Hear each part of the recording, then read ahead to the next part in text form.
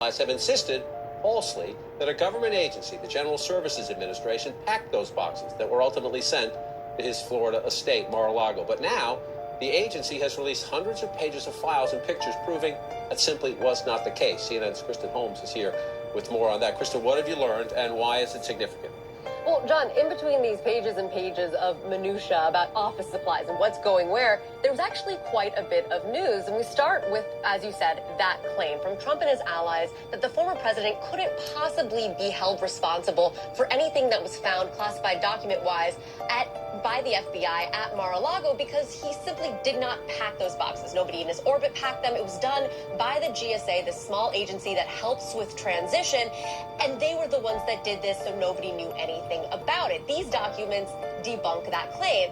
While the GSA did move the boxes, that's part of their job, I want to pull up that picture again, because this is how the GSA found the boxes when they arrived to move them. You can tell here they were not unpacked in any way. They are completely packed, they are labeled, and they are shrink wrapped, waiting for the GSA to pick them up.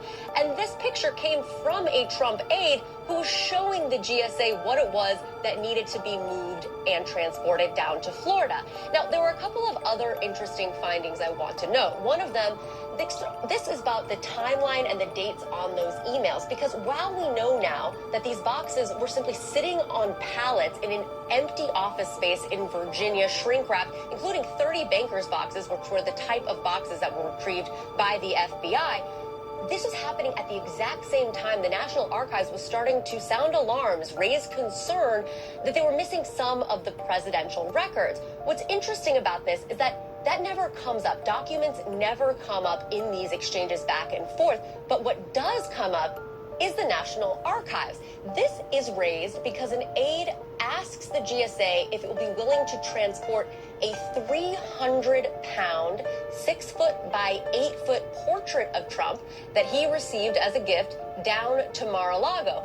The GSA says they will not do that is a gift, and then talks about the rules of the National Archives, what goes there, and says that that's personal property, so it doesn't fall in the same category. But interestingly, none of those documents ever come up. And John, I do want to note, we cannot confirm that any of the documents that were in those boxes were what was recovered by the FBI or turned over to the archives, but all of this happening at the same time.